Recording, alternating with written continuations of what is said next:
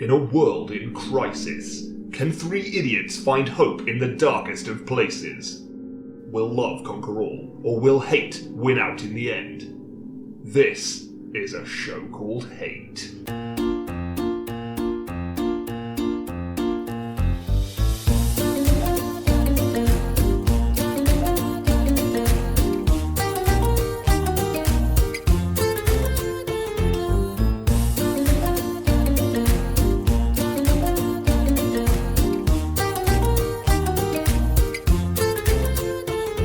Hello and welcome to a show called Hate, a podcast in which we explore love, hate, and everything in between in search of greater meaning and perhaps a little perspective. I'm John. I'm Nick. I'm Chris. I think it's a testament to the unique, I'd almost say special bond the three of us have cultivated over the years, in that I've been pretty scatterbrained in the last half hour. Like, I've been like, where are my trousers? Where's my beer? Where's my microphone? Completely to the point where I had a hate and a love lined up, and then I forgot them and then I've had to rediscover them. Oh shit! And then the moment we press record, it doesn't matter. It's just suddenly it's all melted away. Suddenly it's gravy. Here we are. Yeah, this is the power of our professionalism, and I think it's something that people just take for granted as listeners. That when they listen to us, they're like, these guys are just so slick and so polished and so well rehearsed all the time. And the truth is that we're not, but we just activate it so purposely, like an instinct, when the mics go live. It's the thing about it is this all sounds ad-libbed, this podcast. Down to the minutest detail. This is scripted. We spend the whole week strategizing, word by word almost, what would be the best thing to say next. Every or anything that sounds like it's not supposed to be there is all scripted. Indeed, and they say it's really hard to work with. Like this pause, for example. Animals. This pause here, this sounds like you don't know what you're doing, John, but it's entirely scripted. Yeah, my laugh is scripted as well. Well, they say it's really hard to work with animals, and I have to say that is probably the most challenging thing, because us three, we can be rationalised with, we understand things, but getting Daisy to bark at the right time, yeah, exactly, that's very tricky. Getting her to occasionally appear on camera, I know the listener doesn't get to enjoy that, but it affects our performance. Drinking water as well at the right moment is a very hard skill to master. Oh, it is, yeah, and that time, the beer exploded on air. Like, everybody thought that was quite a spontaneous moment, but we went through about 38 cans. Yeah, we were absolutely hammered by the time we got around to that. A lot of the and early that wasn't cans... through drinking. No. That was ambient. That was just in the air. That was coming through our pores. Yeah, we're like 5 deep before we start recording. Actually, before we start doing anything on a day, really. I've got really into putting like a small. Little packet of maybe like black tar heroin like under my tongue, like just at the start of each episode. I feel that really kind of slow release. That's what you want. That's probably why the walls melt away. Yeah, that's it. Yeah, because I was actually thinking, because you mentioned like slickness. We've had some varying audio quality over the years. Sure. Like that episode that sounded like it was recorded on a TalkBoy FX Plus pen. Yeah. that one we did inside a water tank wasn't very good. No. But it did have a wonderful sense of rising tension throughout the episode. Everyone kept getting flashbacks. There was like a harp playing in the background. But no, I was going to say, I feel like nowadays, even though we're recording remotely, maybe even because we're recording remotely, we've got nice audio quality. It's pretty slick. It really is. I feel when we are back in the same room, which isn't too far away, hopefully, it's going to go to shit. I reckon probably we'll have to find a whole new rhythm. I guess very soon we're going to be able to be outside and together. I wonder if we do an outdoor episode and get some of that ambience. Get some of those birds tweeting. We could do an early morning. A couple of cups of tea. Back in the day, in the before times, Chris Ray and I used to record outdoor episodes. We did. Of the Progenitor podcast. Big Punch Classic. I'll be honest with you, John, I don't remember anything we talked about on that podcast. And we must have done about 30 episodes. Yeah, I mean, it didn't have the rigid format, which we've never deviated from. Yeah, I think that was its biggest problem. Yeah, that's the thing. Format is king, as we know on this podcast. And also, like, we learned lessons, or you learned lessons from that. Primarily the fact that you didn't have me on it was a big lesson you learned. And learned to pull it all together for this one. You know, it's just a bump in the road that got us to where we are, and that's fine. The more worrying thing is that this is our A game. This one. Oh God, it's never going to get better than this. Yeah. That's the concern. Yeah, but what a peak it is. I know. We said off air, or Nick suggested off air, that we mention the new A Show Called Hate animation that came out, but you said we'd do it at the end of the episode. I did say that. You've ruined it. It's too late now, John. You've done it. I'd like to bring it up now, if only Can't because put that genie back in the bottle, can we? Fucking hell. I can't wait for people to click off. I can't wait for people to click off this to go watch the video and not come back to this. Yeah, but you two have already seen it. You've lived it. You've been there. Hang on, I'm going to go watch it now. But I'm gonna log off this Zoom call and go watch the video. What I wanted to say is like, we've got some lovely, encouraging viewing figures, which are great. A lot of people have clicked like. We've had. Nice. How many likes are there? I didn't even look at that. It's about call it 350. It's 349. Well, I have three. So you're lying. I have 351 friends. So someone's slacking. So it's John and me. But my point is, the thing I find interesting, and this happened on our previous animation as well. Pretty much uniformly, for every 100 likes, there's one dislike. Is that right? Yeah, which I find I don't mind that people dislike our videos. They are allowed to do that. I just find it fascinating that it's a 1 to 100 ratio on both our videos. There are 3.49 dislikes. Hey, that sounds like a pretty good fucking ratio in my book. And secondly, I never understand people who click dislike on a YouTube video. Like I never click like on a YouTube video. I don't think I've ever clicked the little thumbs up on a YouTube video, ever, on any video. And I've loved some YouTube videos. Yeah. Oh yeah, quite, yeah. To go as far as to click dislike suggests we really pissed them off. I feel like I'm gonna be pleased with the 349 likes, but I'll be like that episode of Frasier where one person didn't like him and he just hunted him down. I just wanted to know what he didn't like about him. Yeah, it's gonna kind of weigh on me now. Like who, and again, like. As you say, you've got to have such a strong reaction. I think you do, because as I say, there are YouTube videos that I have loved and I haven't clicked the like button, which means even the amount that you can love a YouTube video still sits within that middle ground of not hitting like or dislike. I'm still in that middle ground, and yet these three fucking bastards clearly hated it so much that they left that middle ground and they went down and they went fuck you to the video and they hit that. I feel like these poor, ridiculous people who need our sympathy and a good beating, simply just want to be acknowledged. And here it is. Here it is. You're but they won't listen. Scum. They probably don't listen to the show. I hate you forever. But there you go. There's your acknowledgement. You got it direct from Chris. It did cross my mind that calling ourselves A Show Called Hate may incorrectly give people the impression that we are an angry, aggressive, belligerent show, which I think only one of us. Yeah, I feel it's maybe not the case, and we've done a lot of damage control on that. But thank you for undoing it so quickly. We put out a lot of PR fires, haven't we? I guess we should probably say an absolutely massive thank you to Deep Blue Ink, aka Harry, for doing just the most incredible job on the animation. He makes us funny. It's incredible. He does make us. It does. To be fair, it does. I don't remember what we said being that funny.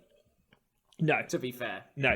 So well done to Harry for making us look semi-competent at what we proclaim we are good at. What I do love about becoming a cartoon character is that oh my god, you look just more of a rounded person when you're a cartoon. Like, people... I mean, in my case, literally. In your case, literally, yes, very much so. I got a big round head. You have a big round head. Well, are you happy with the depiction of you? Let's say yes. To be fair, Harry might be listening. No, it's fine. I like that I'm blue because it's Gillingham colours. He probably say did that on much. purpose. Yeah, that was entirely. But the first time I saw it, I thought my head looked like a gammon. You don't look like a gammon. You look like a grape more than anything. John, I think you're pink and I'm green. Is that right? No, I'm Nick's red purple. and you're pink. Yeah. Oh, we're different. Okay, You're like a purpley. Oh, I'm Yeah. a purpley. Okay, yeah. The rationale was meant to be, Chris Ray, you are a big fan of Gillingham. Yeah. Was that deliberate? That was deliberate. Oh, wow, I didn't know that. And Nicholas, you are magenta is your favourite colour. Indeed, It kind of became more of, as you say, like a purple sort of thing. But I still like it, and it's also the show color as well, because I did the design work on the show. indeed, so yeah. That's true. it's inevitable. But yeah, Harry, you're an absolute hero. Thank you so much. It just looks tremendous. Absolutely love it. Made us funnier than we've ever been, and here's to more. Here's to more. I say, because as you just said, and I never put it into this context, like, we're cartoon characters now. This is what it's like to be like a voice actor for a cartoon show. This is what it feels like, and I tell you how it feels. It feels good. It feels pretty good. Yeah, I feel like it opens many, many doors for yes. merchandise. I'm going to put it on my CV. I have, Now. and I have thought about this a lot though. But it's like when you are a cartoon character, you are literally a two-dimensional character. By which I mean, it's like who's a famous. I suddenly can't think of any cartoon. Who's a famous cartoon character? Homer Simpson. Homer Banana Simpson. Man. Okay. Banana Man. Okay. He goes on fun adventures. You know, is he a kid? Is he a banana themed superhero? Who cares? He's gonna have a great knows? time. It's not important. A cartoon never shows the moments where he's off. Yeah, A where he cartoon goes never for shows a the poo, moments where he's like he's had a busy day of adventuring. He comes home. He forgot to do the shopping earlier. There's not much in the fridge. He kind of enough to make like half a meal, and he's got like two cans of Stella. A cartoon never shows the grey moments where Batman is sitting in his sweatpants, kind of watching, watching, I don't know, reruns of Sharps. I don't know, Sharps Adventure in India. I don't know, Good stuff.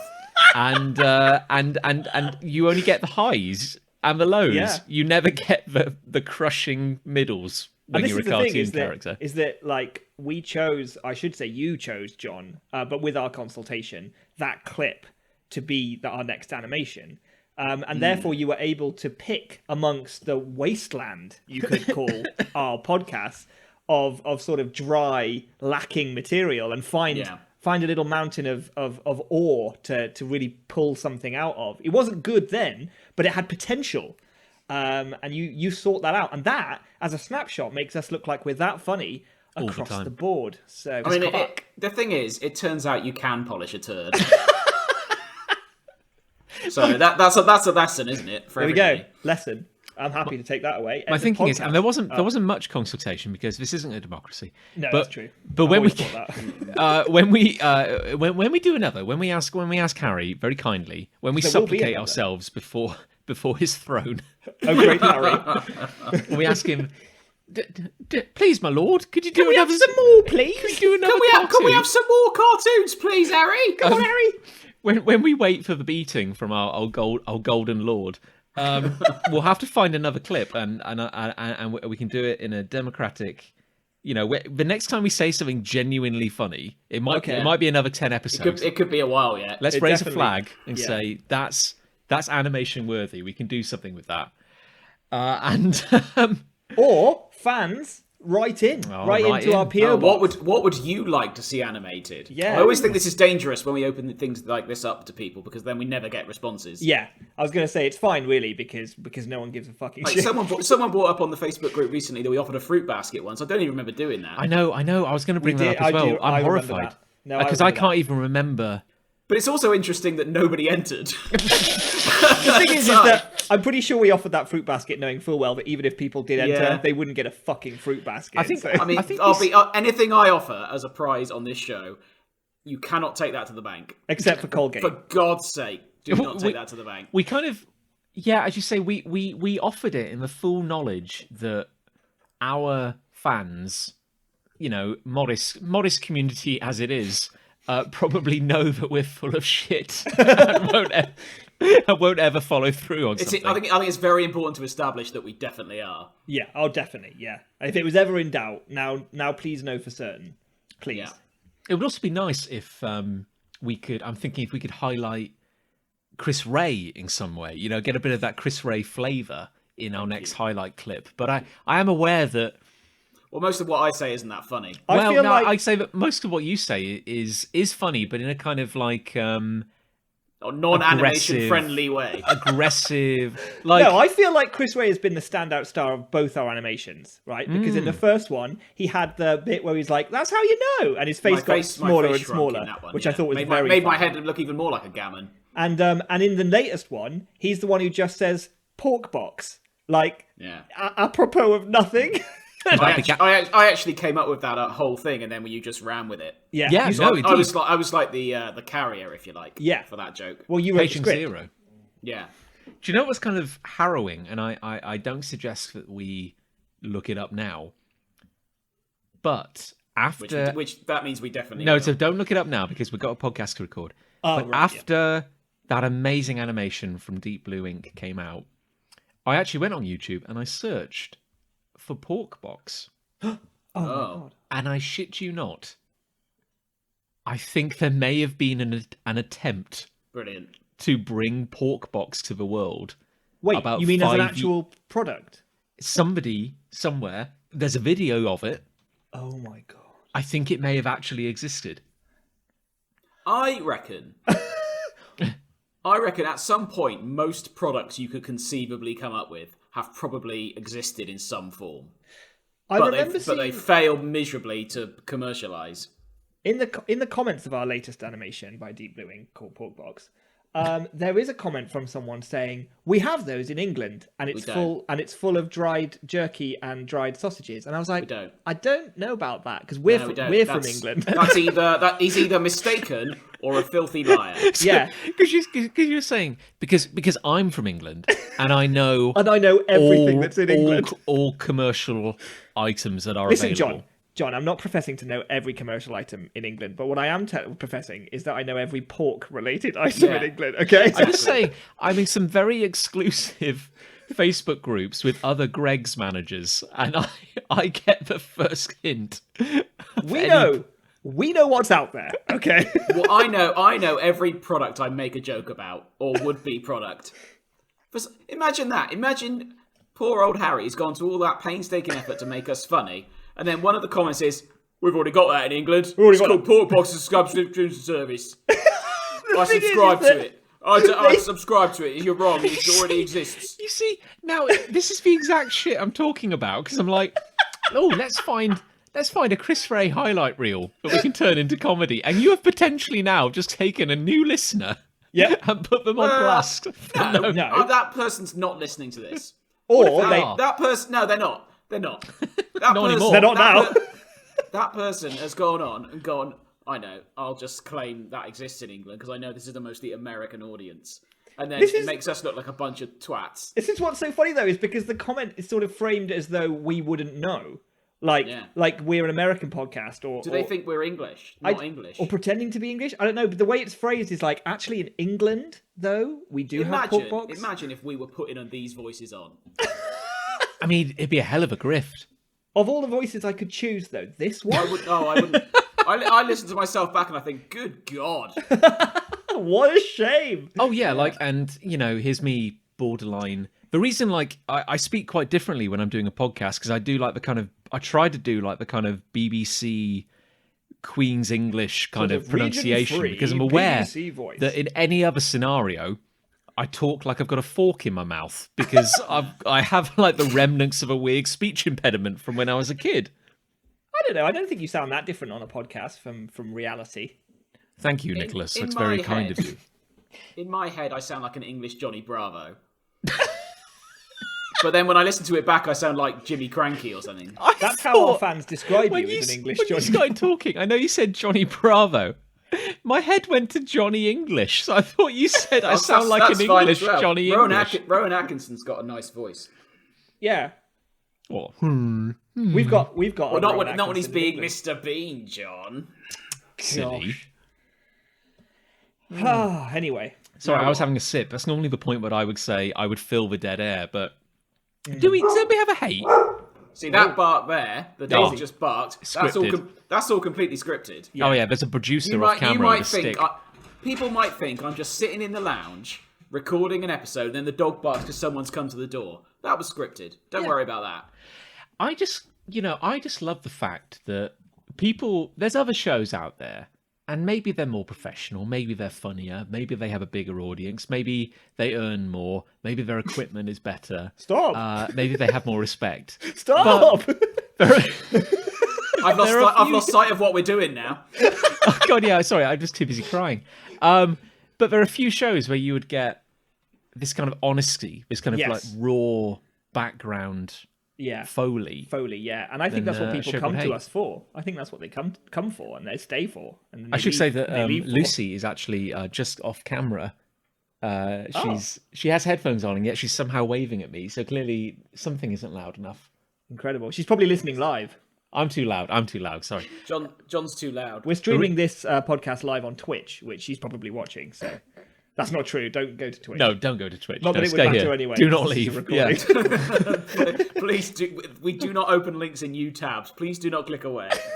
But who has a hate? I got a hate. Chris has got one. No, Chris. What's your name? Yeah, Christopher. I'm the other one. Hello. You know. My good friend. Friends for years.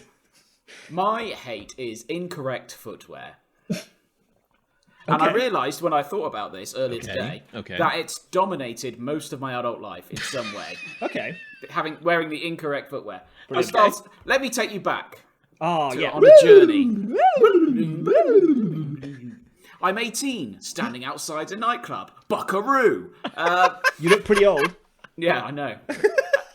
And do you remember that phase where everyone went through as a teenager, where you think you've got to wear basically your school shoes to get into a nightclub? AKA the only...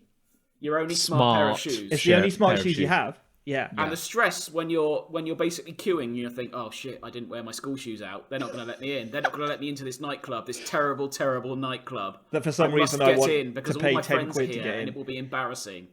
Yeah. So the stress of waiting in that queue and then go, not wearing the right shoes, you can't come in. It's like, what can I say to that? How can I persuade you that I'm not some sort of criminal or heathen because I've got the wrong footwear on? I mean, judge me because of the gun I'm carrying, not because of the shoes I'm wearing. That's what I've often said. Yeah. Or like, look at my face, for fuck's sake. Like, have you seen a person that looks like this? Look at my tattooed face and tell me I'm the wrong kind of clientele. I'll take that, but my shoes, how dare you, sir? And that has happened to me going to Liquid, I believe it was called, in Gloucester, and I had to go home. There's your first mistake. Everyone goes in because of course they do, because they're young and they want to do fun things. They don't want to come back with me, and I had to just go home. And I'm like, well, that's shit, but it's sort of on me really because I've worn the wrong footwear out, and must look just like a casual.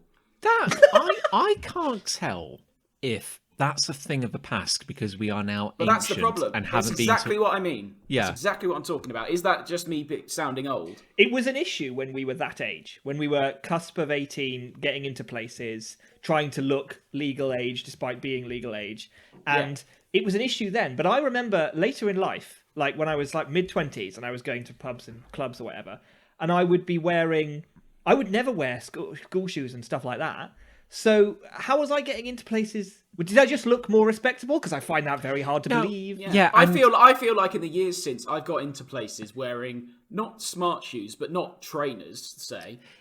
But no less or more smart than the shoes I was wearing then, that they wouldn't allow me into said venue. Are you just describing the rise of Skechers as a corporate entity? Because that's interesting that you should mention that, John, because I do wear Skechers. I wear a Skechers as well, and that does me now. And also, Chris Frey, I don't want to cast aspersions, but I feel I've known you long enough to say this. Are you 100% certain it was the shoes? Well, that's what the nice man at the door said. Because they have to pick something. Because I have seen you. Here we go. Throw up in your hands on a dance floor in your cupped hands while running to the toilet. I think you've got me confused with someone else, John. And I've also seen you get turned away from a nightclub for being so drunk I don't know what they imagined would happen. They'd probably have to have an ambulance and speed dial. This brings me to a night we shared in Edinburgh where I tried to get into a nightclub and I was basically told, you can't come in, you're too drunk. This is, I think, what you're talking about. I believe it is that incident, yes. And my answer to that was, you're being too vague. You need to be more specific about why I can't come in. They were like, you're too drunk. I was like, you're not being specific enough. You need to tell me why I can't come in. And he argued with them for 4 hours. I was there, yeah. And then I went home, and then I went back to where we were staying, and I ate a chippy, which I'm still not sure to this day was mine. Yeah, because you did say, you told me afterwards that you did kind of teleport home. Like you have absolutely no memory of how... There is like a scene missing in a silent movie sort of thing, yeah. Yeah. I honestly thought I was going to die the following morning. That's maybe one of the drunkest I've ever been in my life. Well, no, because we had to check out. We were in a hostel. We had to I remember. We had to flee the city. Yeah, I remember you waking me up and just like, my eye... Oh, God, good God. What fun that was. I miss it. Do you? What a fun time it was. Do you think... Go on. We should, like, post-lockdown, being able to go out and have some drinks. Do you think we should, like... We should fucking go. Like we should seriously go. Like hit the big time. Do you think we should? Do you think the trouble with that is, and the answer in short is yes. Well, you do it every Saturday. The trouble with it is we'll be asleep by 9:30. Yeah, we will. Yes, we will. But like we will go so big that we'll all just want to go home by 9:30. I'm kind of okay with that though. Like the thing is that before lockdown, like there was nothing I wanted less than that ever again. Like that was my mid-20s, my teens. That was all over with. I know it was a dark time. But now, now I want to just go. You know, now I just want to fucking. I love the energy you're bringing to the table here, the ambition, because I love the idea. It's almost like we're booking a flight to Dignitas. It's like we're saying. Okay, guys, we're setting the date.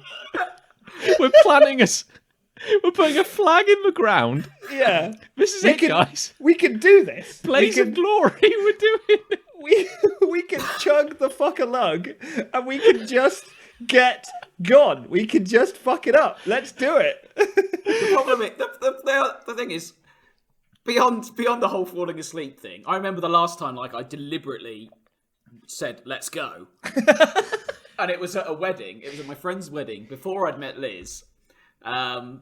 Because I was just like, yeah, whatever. There were no repercussions. And I had loads and loads of shots and I fell in a hedge. And that was the last time I deliberately went big. You know what? That's weird, actually. The last time I think I went big, I fell in a hedge as well. I was going to say. And I cut my eye open on a stray branch. I dare say, if we did it again, it would happen again. Yeah. I do love the idea that, like, when the unpleasantness is over, so post lockdown, and you've given it a couple of months just to settle. You know, we've had like a few get-togethers. We've all got the, I'm glad to see you again out of our system. And it's not the day after. No, it's not a week after, but maybe like kind of 6 to 7 weeks later, your phone rings, and you pick it up and you go, "Hello," and you go, "It's time." And you go, I'm sorry, I don't understand what you're talking about. No. It's time. Yeah. And then everybody just goes to like a secret compartment in their house and like presses like a little button. And there's like the little survival kit is there. Break glass in case of time to fucking go. The smart shoes. Like, get your old school shoes out. It's a pair of school shoes and a bottle of Malibu. It'd be a bottle of like Aftershock Blue. Yeah, it would be. Can you even buy that anymore? Probably. Yeah. Probably on eBay, like your socks. Just take the little hammer, tick, tick, tick, smash the glass. It's time to go. Let's go. I do love that. Just getting like an old rotary phone out.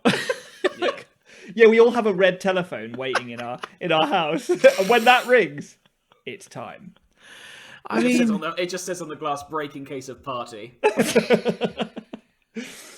Right, the thing, returning. Sorry, tell us more about the shoes. Oh, sure. I've actually talked someone into a club despite wearing the wrong footwear before. I claimed it was fancy dress, and I think the bouncer didn't believe me, but did appreciated. Say, because I was that desperate for my friend to get in. He just went, "Oh, go on then." So let me in. So that was my first experience really with incorrect footwear. I also had it when playing football. I was wearing the wrong trainers, and I attempted a back heel, which is a maneuver in football. And I got my foot caught in the turf, and what my were you knee wearing? blew up. Oh, I think it was probably like Stilts. school-esque shoes again. Oh, what? For Like football? I was like, it's probably at uni. This actually, I was probably watching, and the ball came out of the five-a-side area, and I went to backheel it back, and I accidentally missed the ball because I was wearing the incorrect footwear. And before I got there, I got my foot stuck in the grass and jarred my knee. Ooh. Wait, And my knee blew up 3-4 times its regular size. wait, sorry, I'm confused. So, Hit me. is the purpose of a football shoe not to have spikes on it? No, not necessarily. It depends what surface you're playing on, John. Well, okay, but you're playing on John. grass. You So just said. Yeah, on grass. Yeah, well, no, I was on the grass. Yes. What happens on the five-a-side pitches, where I went to uni anyway, in Stoke, there was AstroTurf. I see. Right. So you don't need spikes or studs, as they're called, on AstroTurf. You just need slightly bladed shoes. Okay. But I was there watching. I think my group of friends or another team perhaps, because I played for a couple of five-a-side teams at uni. Of course you did. Of course I did. Why not? What a hero. I was terrible in both of them. And I went to kick the ball back, or went to retrieve the ball, and I went to backheel it, and my knee just went in the grass. So you're saying you were wearing a shoe that, worst case scenario, is 100% less spiked than a football shoe, Exactly. and you still got a regular shoe. and you got your but it foot got caught. stuck in the grass. I did. Whereas Ow. you'd think a bladed or a spiked Thank shoe would catch more than a school shoe. Well, I don't know. Maybe it had a big heel on it. I don't know. Like a stiletto kind of thing. Yeah, like a stiletto. Sure. Okay. I was more thinking like a Dr. Martens, but yeah, sure. So let's paint the picture. There's Chris Ray, side of the pitch, cocktail dress, heels. Yeah. He can't play today. I was just That's waving ridiculous. to the boys and going, Yeah, he has a fan over his face. and then they were like, isn't that Chris over there just waving at us? And they were like, no, I don't think so. It's Christabel, he says Hello? weirdly. It was a very weird day, all said and done. Yeah, I was probably hammered then as well. Probably. It was probably post going. You just hadn't stopped going. Yeah, Just gone. I hadn't stopped going for 3 months. 56 hours later, he's still going. 56 hours later, I'm wearing someone else's clothes and demeaning someone else's personality. What other scenarios then? Well, what other scenarios? I'm constantly these days wearing the incorrect footwear, and it drives me potty. You don't go anywhere. Nobody goes anywhere anymore. Bullshit, John. Good lord, that's Gasp. some language we've not had on this show in a while. I walk. I go walkerizing. Sure. The I've seen trouble you is, out I have four main pieces of footwear now. I have smart shoes, which are like suede sort of shoes, which I wear for special occasions or go into a restaurant. Beautiful. Say. I have my Skechers. I have walking shoes, and I have wellies. Okay. And damned it in winter if I'm not picking the wrong shoe all the time. But Problem is, if I wear a wellie, if the ground's too hard for a wellie, I hurt my foot. If I wear my walkers or my Skechers because I think it's not going to be too muddy, you guarantee your ass it's going to be muddy, and I'll get my feet and my socks wet. And I don't wear my suede shoes very often, so forget that. Okay.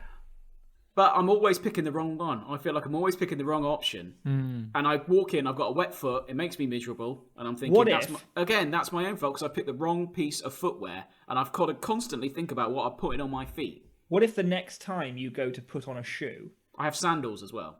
Oh, okay. Don't ever put those on. No, not in winter. I would advise against that. The next time you go to put on a shoe, go away from your instincts. So it's like, I'm going to put on a trainer today. No! But I'll go out. Say it's been dry. I'll go out. There's a field out the back of my house, and I'll say, I'll just go out the back. I'll just pop my Skechers on because they're very easy to put on. Just slip Indeed. on. They're really good. I'm not going to put my wellies on to go out the back because that's madness. And I don't want to put my walkers on because I've got to lace them up. Fuck. So I put my Skechers on. And my thing is, my Skechers are quite meshy. So by the time I'm out there for 2 minutes, my Skechers are soaking wet, my feet are soaking wet, and I'm thinking, well, there's no point in me going back in now. I'm already wet. I'm not going to get any wetter. I've just realised this is what Crocs are for. But then, water would get in Crocs. Yeah, but you wear them with bare feet anyway, so it doesn't matter. It doesn't matter once it's in. You chuck Or a if Croc I'm already on. wearing socks, then I've got to take my socks off to put the Crocs on. It's a minefield. My biggest issue with shoes is the effort involved in lacing them up and off. My walkers, I've got new walkers for my birthday, which are really nice and very comfortable. But except my Skechers and my wellies, I just pop them on easy. Yeah. I'm putting my walkers on, which I am quite a lot at the moment because it's quite dry. Spring has sprung. It has. And I'm putting my walkers on a bit more, and that's fine. But over winter, it's a bloody nightmare knowing which shoe to put on. I've reached a point in my life where I actually strongly wish I owned a kind of hard-soled slipper. Not because that might hurt your foot. Well, no, but right, okay. The ball of your foot is surprisingly susceptible to bruising. Don't tell me. The side of my foot hurts all the time. No, the ball, John, the ball. What's the ball? That's the ball front of your bit. foot. The front Is that bit. the front bit? That's front bit by your toes. The ball. Yeah. I always get this one that confused. looks like a ball. Heel and the ball. Right. Heels at the back. Yeah, heels at the back, balls at the front. Back heel, like when I did with that football and I hurt my knee. Yes. Okay. No, but my point is, so I was wearing the wrong shoe. You see. There are times in my life where popping out the back door into the yard is very desirable. You know, go put something in the bin quickly. I don't want to put the shoes on. Are you walking over grass for that? No. Well, that's all right then. Yeah, well, if it's wet concrete, you know, or there's gravel. Wet concrete because it's not gonna go above the arch of your foot. I have a hard-soled slipper. I'm wearing them right now. Very comfortable slipper. Fleece entirely interior, but the bottom is a soft rubber, but hard enough to create support. And I can pop out onto our drive out the front or on the patio out the back with no worries. That sounds ideal. That sounds like you've thought that through. It's a dream, isn't it? Because the convenient, you know, oh gosh, I've only got to walk to the end of the drive. That's not worth putting a proper shoe on. I'm not gonna grab my moccasins to go if your 12 slipper, feet.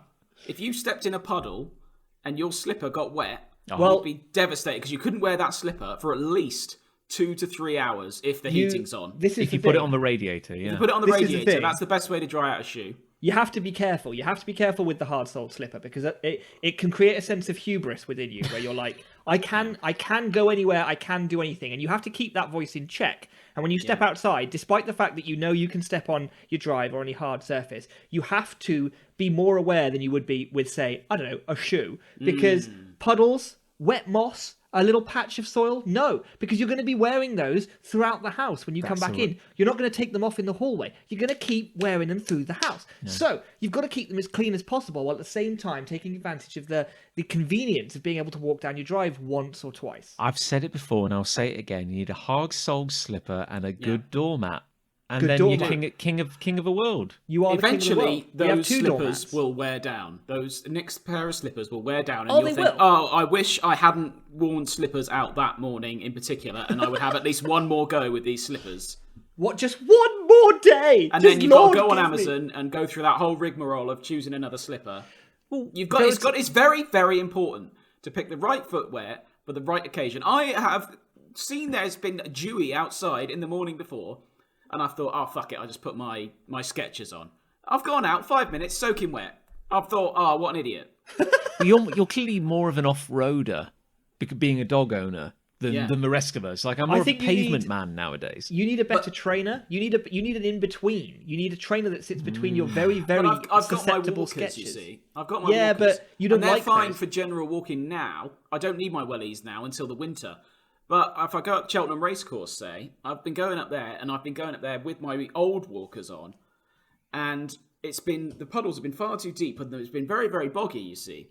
I've thought, I should have worn my wellies. And then I wear my wellies, and the ground's got harder, and I hurt the ball of my foot. What? Oh, God. Hate to see it. How about this? How about this? Insoles in your Wellingtons.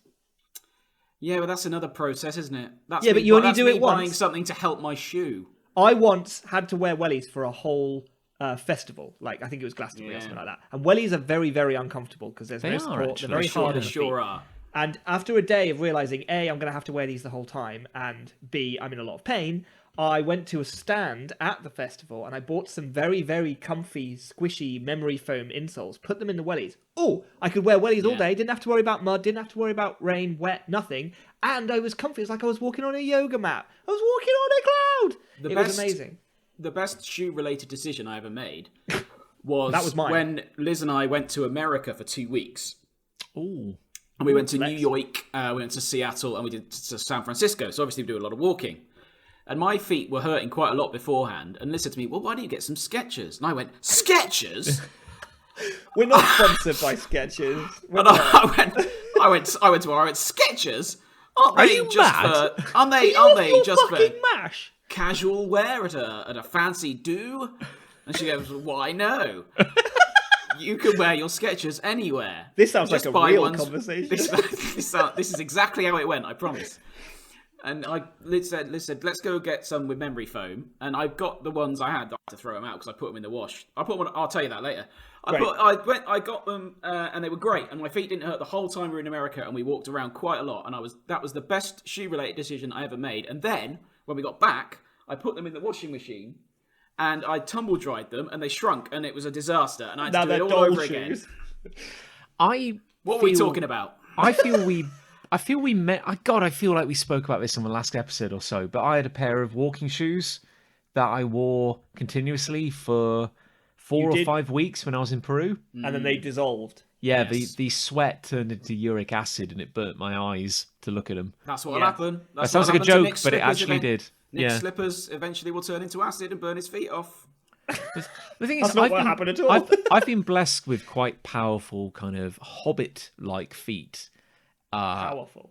Yeah, where I'm quite comfortable going barefooted, or most of the year wearing a loose-fitting sandal. But in the morning, because I don't own a hard-soled slipper, I do occasionally nip out to the bins barefooted, and if I get a wet, gravelly foot, madness. So, I rely on a good doormat to bring me back, to save me. I've heard a lot of talk of the benefits of going barefoot wherever possible, because this is what our ancestors did. This is how they traipsed the land, and we've become very soft and very disconnected from nature with our shoes, as we call them. And I have a friend who has an Instagram account, and he's actually kind of got a massive following. He's kind of an influencer for like feral living, as he calls it. And he's how come he's on Instagram then? Well, this is it, isn't it? This is it. If you're going to sell, his phone's made of like wood and berries. Oh, okay, that's fine. Like they were in the olden days. Like they were in the Stone Age. If you're about to tell me that your friend is big in the natural footwear community, shall we say, I would come back to you and say, is your friend big on Instagram because there is a foot fetish community out there which has discovered his naturist foot lifestyle? Maybe, because he's like this big, sexy, hunky man, right? Yeah. And all of his pictures are like him in the wild in a forest. He's got an axe over his shoulder and like a tree trunk under his other arm, like this. He's got his shaved head and he's covered in like these sort of Nordic tattoos. Like, I'm seriously, this is not a joke. Like, this is exactly what he's like. So, okay, he's like a wild woodsman. So all his posts are like, him barefooted in the woods, axe on shoulder, and he's like, busy day down at the log cabin, need to do a bit of repair work, gotta work on the wattle and daub, but this is what it's all about, rugged goals, hashtag. Yeah. The reality is those photos were probably all taken in the same shoot. And he was out there for one day. And then that gets like 1,400 likes. And every comment is just like, oh, show us your feet, daddy. We can't, you cropped them out again. This isn't how I thought my conversation about shoes would go. I don't. Well, and yet here we are. And yet here we are. Talking about a rugged wild man's feet. Don't get a pedicure if your feet are horrible. Which mine are. The shame, you mean? I've got very hard heels.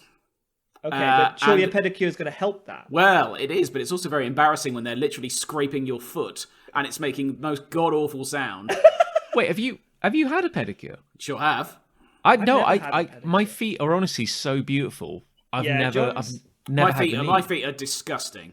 To be honest, absolutely John, disgusting. You joke about the foot thing on Instagram, but you could start an account. It could just be called John's Feet, and I think you'd probably get more interest than your current Instagram account. Hashtag feet of Instagram.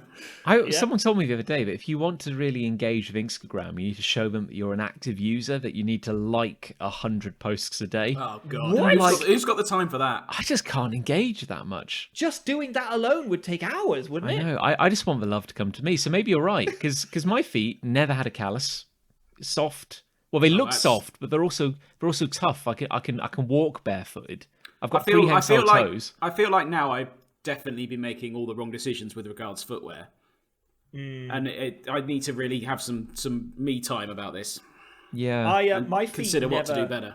My feet just never come out. I don't like having my feet out. I don't like people seeing my feet. So they're a rare beast. But yeah. because they're always encapsulated in something, whether it be a slipper, a sock, a shoe, a trainer, whatever, the result is the skin is like super, super soft. It's like it's impossibly so. It doesn't feel like a human being. Like there's something wrong. It's transparent. You can see the muscles and the veins inside. And When I'd done, I was doing like training for my gold Duke of Edinburgh award back in the day. And we did like weird flex again. did like a 5-day walk across Snowdonia, and my feet were wet for Trench like foot. 5 days constantly, Oh my god. and the That's disgusting. itching, like it was like I basically had trench foot. Like the itching was astonishing, and when you peel those shoes off. Oh. Like you talk about Nick, like your feet being like soft and wrinkly, but mine were like just white and like crinkled. Like you've been in a bath for like 8 hours. Like it those was naked rats that you get that don't have Yeah. any hair on them. Yeah. like a mole rat. It was that's god, it, it was yeah. grim. Oh, Yeah, nice. Okay. really horrendous. My toe exploded on one God. trip God's sake. Why?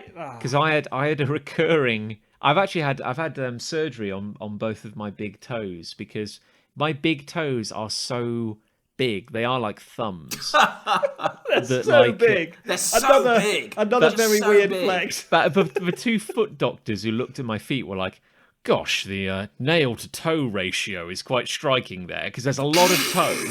It had to be 2 doctors because of how big the toe was. Yeah, one was holding the base, the other was holding.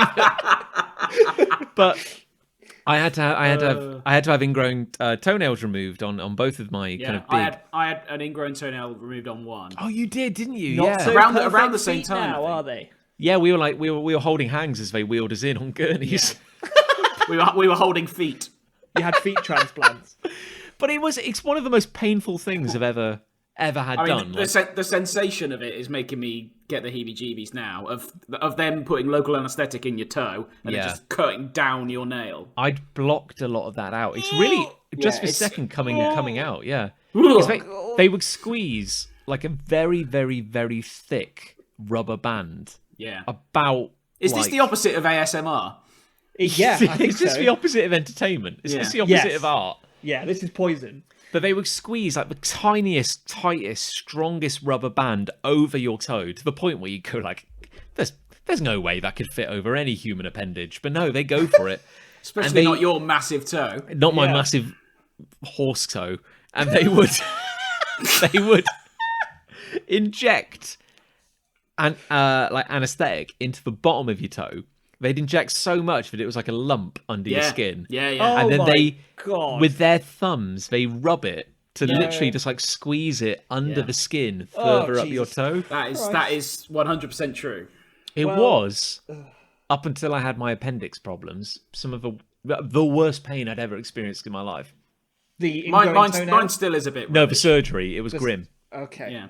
The surgery I thought was fine. The toe hurt a lot, but it's never really been properly healed. But it doesn't. Yeah, hurt my so much toe. now. My toe. I used to work on a chicken farm, and I remember coming back after 5 hours. Wellies again. There you go. Came See, back wellies. 5 hours wearing wellies. Took my boot off, and my entire toe had gone green. You would think they've had a long enough to perfect wellies now, wouldn't you? Oh, not big welly. He's not get- so arrogant. He's so arrogant, Big Welly, because he's got all the market. Deep in the pocket of Big Welly, like capital B, capital W. Like they're not going to change. They cornered the market 200 years ago. They're not doing anything. They're They can they're cast it. arrogant. They're arrogant. They can cast it out of a single piece of rubber, no seams. They don't need to worry about what Nike has to worry about with like air pockets and the arch of the foot. Fuck it, no, just a tube with another tube coming off of it. Done. You'll wear it. You'll fucking wear it, and you'll buy another one. That wears out. That should be their tagline. You'll fucking wear it. The biggest issue facing Big Welly right now is finding a corporate sponsor, because if you're Nike, you've got basketball.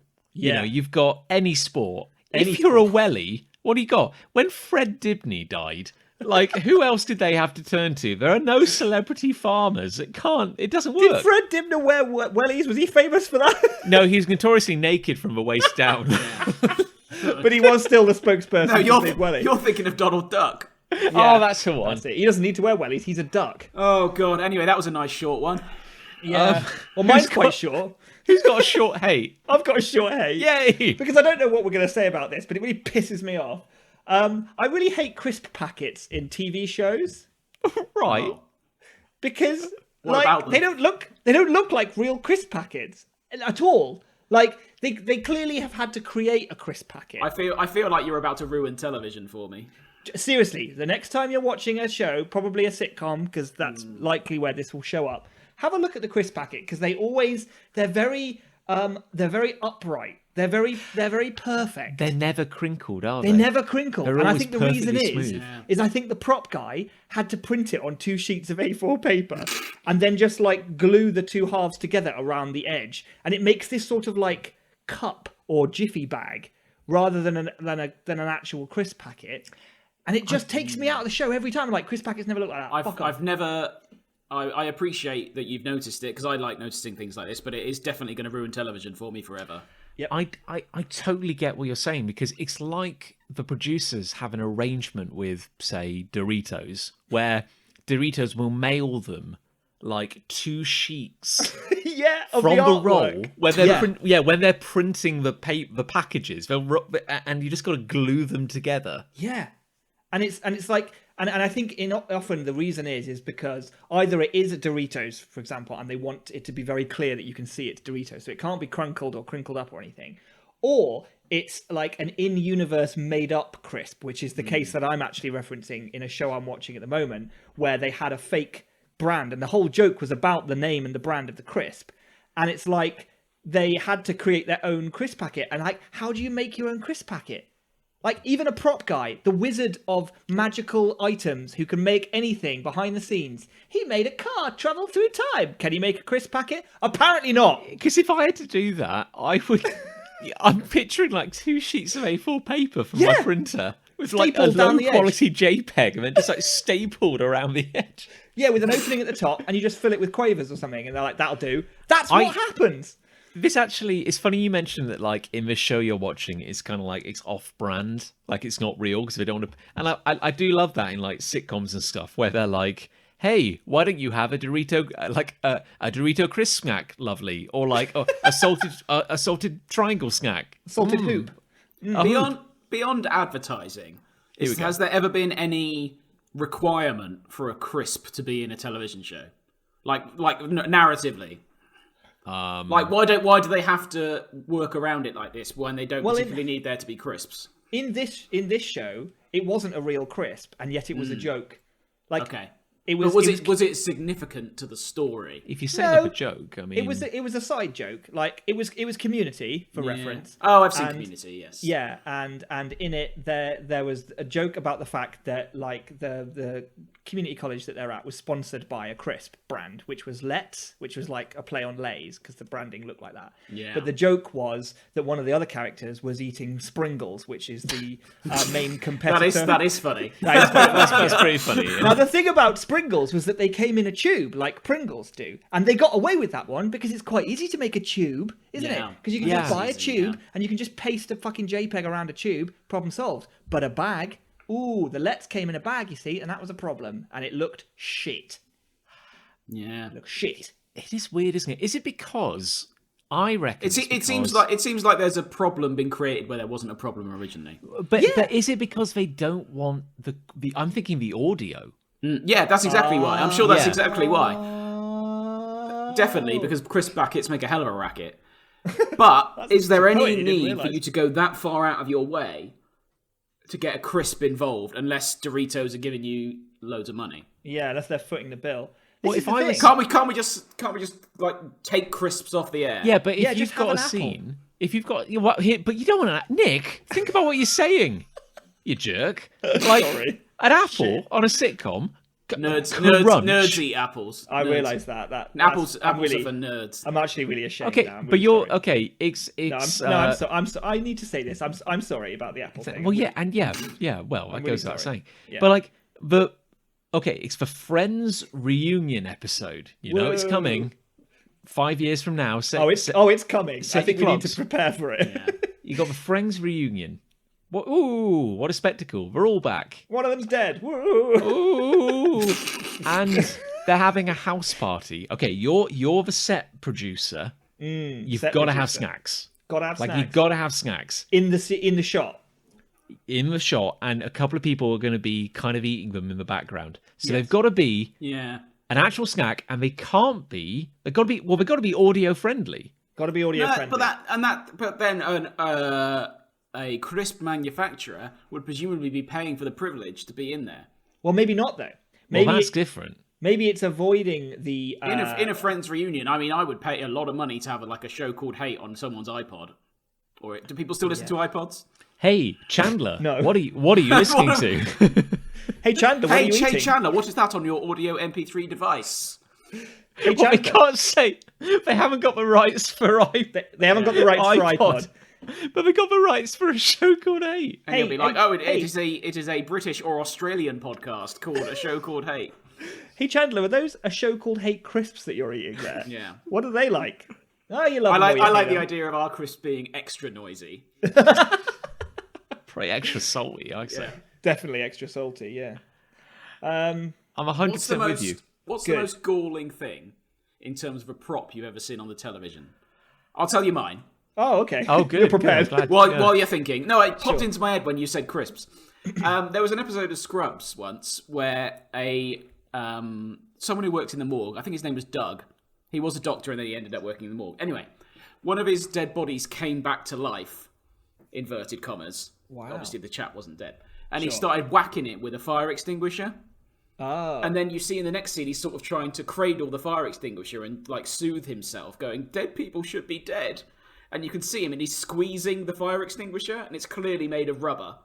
What? It's really, really obvious. And it's just that's so galling. That's really weird. Why would they let that... Look it up. It's probably on YouTube. I expect if you look up Scrubs Doug fire extinguisher, I'm sure it'll pop up. I'm sure it will. It proper squeezes in his hands, and it's like, why didn't you just replace it when you cut the shot with a real one? I used to quite like watching Law and Order, like back when we had regular TV in our house, and apparently when it reached, because it's been running for 20 years, when it reached syndication and was just endlessly on, Coca-Cola and other companies would pay. It sounds like a joke, but it was real, to digitally add cans of Coke into the scene. The scene. So when a character would burst into an office and go McCoy, I've got the papers you were asking for. McCoy would have I love the fact, by the way, that we've subliminally put McCoy in your head. We're talking about crisps. No, Jack McCoy, Professor Wheato, DA, I need but results you thought right now. of McCoy. We've inceptioned you, John.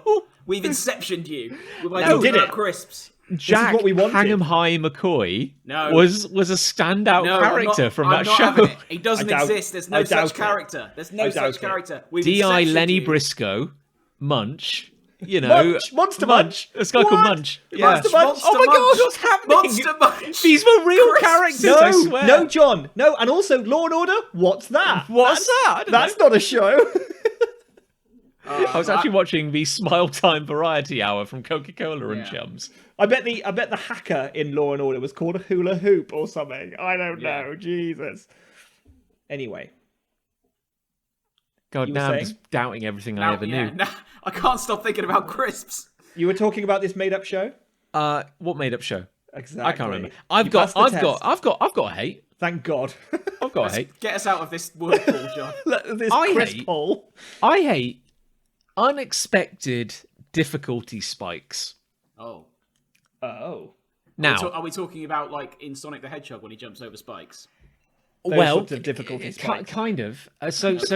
Last episode, you may remember, my love was kind of playing on the Nintendo Switch. Yes. and particularly playing a game called Hollow Knight, Yes. which I've sunk probably about 60 hours into at this point. Oh, It's a great game. It's fantastic.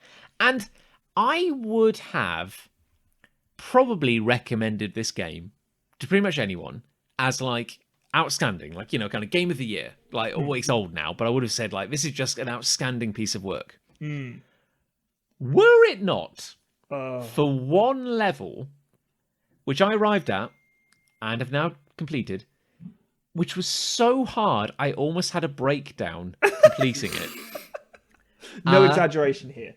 Okay, and my point is not necessarily that it was difficult, because the game is difficult. It's that at the 11th hour, you've overcome so many challenges to be here. It suddenly goes, okay, now we want you to demonstrate a completely different set of skills, which you have not been trained for at all. Like, there's this one level which is nothing but you are navigating circular saws that will like insta kill you. And honestly goodness, like last Friday, I was playing this on the big screen, and Lucy, bless her, my soulmate, my love of my life companion. We've already established she's in the room. Hello, dear. Yes, had fallen asleep on the sofa next to me. Not for long. The cat had fallen asleep, so all my emotional support was gone. Right. So it was just me, a beer, and this level of Hollow Knight. And I was like, okay, so suddenly the game wants me to do a weird acrobatics challenge. It can't be that hard. Like, snap cut to half an hour later. And I'm like, maybe I'll have a second beer. And maybe I'll have an 8th beer. it was meant to be like, oh, I'll just have a single beer because it's a Friday night and I just going to take the edge off. I ended up having 3 beers. I know that's quite extravagant. One of which was like an 8%er. And I was honestly having a kind of existential crisis about how hard this was.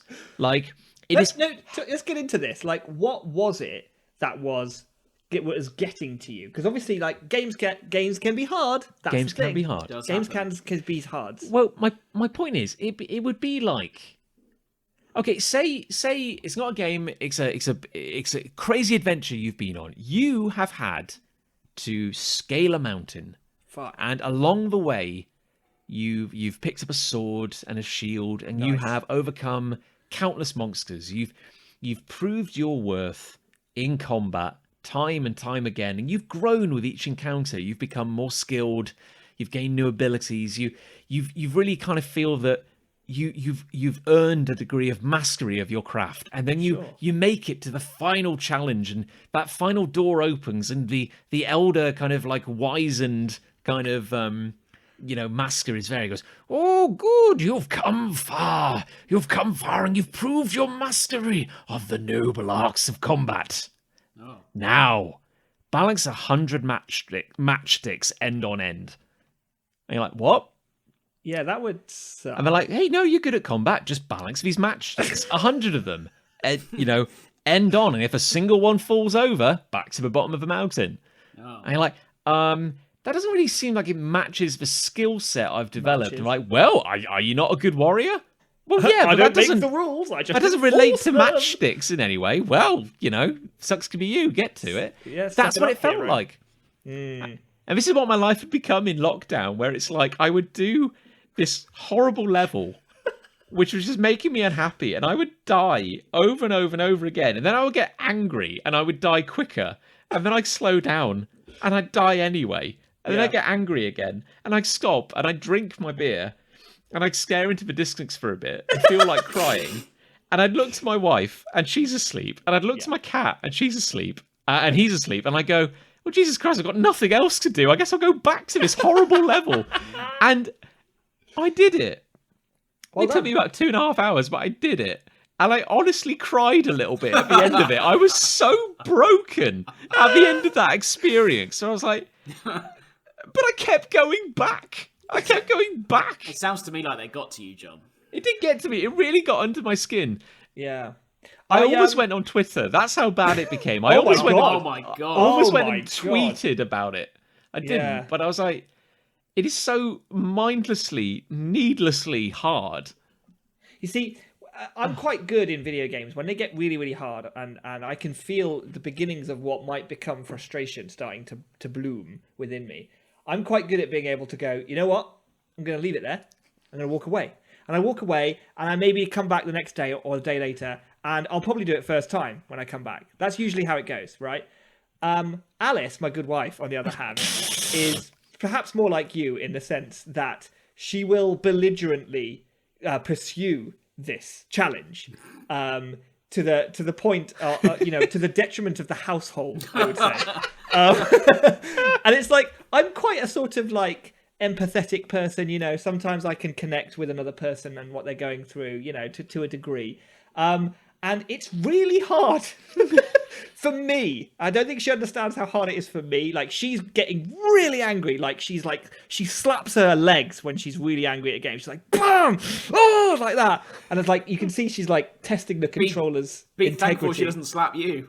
I know. This is the thing. If I said anything, it might go my way, But I'm sitting there and I'm getting like tense, and I'm like, oh, I need you to beat this level because I can't handle this anymore. And you're like, you sit there with a book going, oh, this is nice, dear. Oh, we're having a relaxing evening. This is lovely. I'm so glad we're doing this. I'll say something like, why don't you take a break? No, okay, that's cool. I guess I'll just put the kettle on. I'll just go outside in the drive for a bit, I guess. But I must admit, I'm glad, based on these accounts, that I don't play video games. You're maybe wise. It's a small price to pay. I mean, not many games do this. I think every single video game I've ever played and been semi-good at, let's say Football Manager, Mario Kart, and a couple of maybe platform games from yesteryear, have all pissed me off to some degree. Yeah. All I remember about them is how angry they made me. I honestly think sometimes it's the sign of a good or a bad game, though, because there's, like, take Mario, for example, the king of the platformers. I've never been angry. Whenever I fail at Mario, it's because I'm a failure, and because I know I'm a failure, and because I know it's not the game's fault for being unfair, I don't get angry. But I think the instant you get angry, it's an indication that the game's being somewhat unfair. And like you said, John, like being asked to balance a load of matchsticks end on end when you've been trained to do something completely different throughout the whole game is a little bit unfair. I had to go on the wiki, and I had to Google it and go on Reddit and go like, folks, I found other people who had asked the same question going, how the hell do you beat this fucking level? And people are saying like, well, you can't use the analog stick. You've got to switch to the D-pad. Like, it's so precise. You need like tap, like, honest to God. And I think it's because like video gaming was meant to be like my kind of, ooh, this is how I relax. My relaxation. Like, escape. I'm not working. Okay, I'm not at the computer. I'm not just watching TV. I'm being active. Ooh, it's kind of like having a hobby.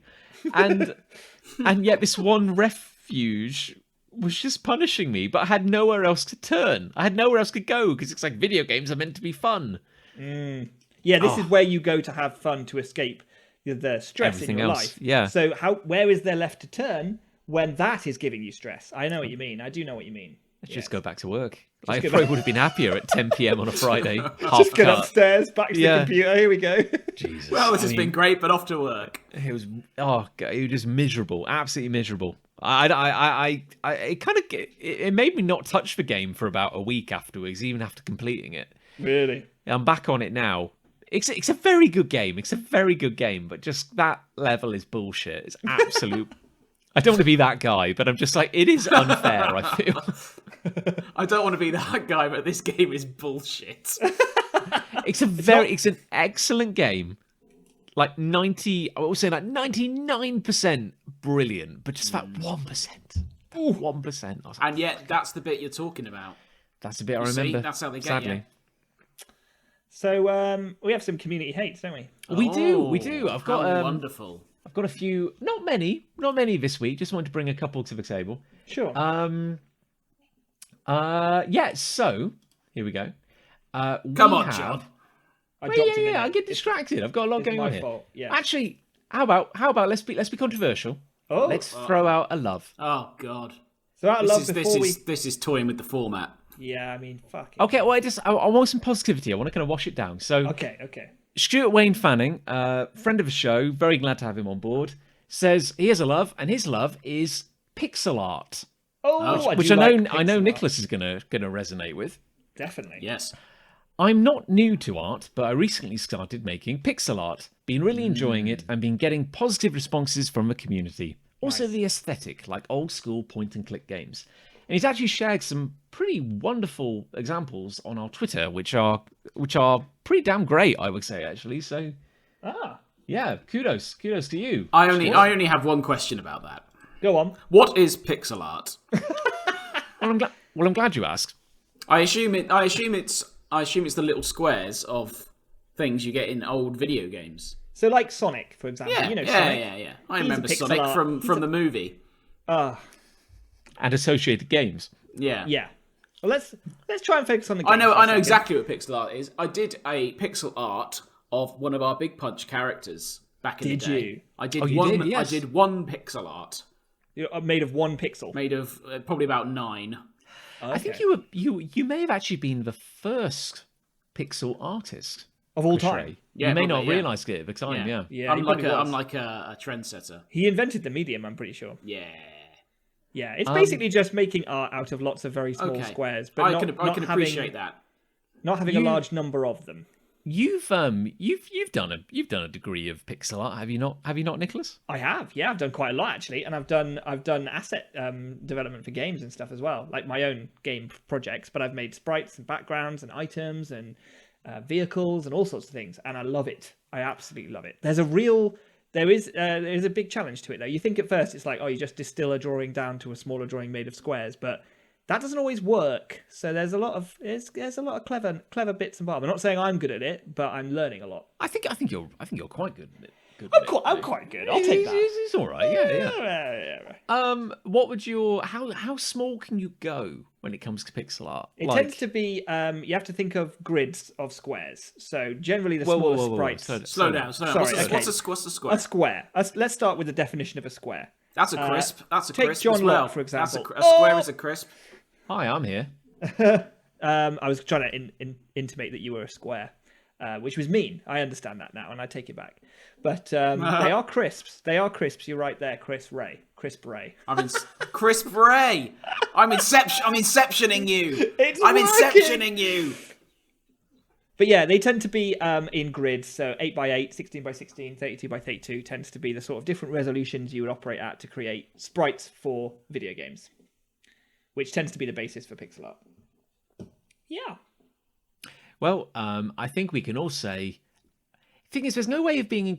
There's no way. I want to be encouraging, but there's no way of being encouraging without sounding a little condescending. Like I want to go be for like, it. Just go for it.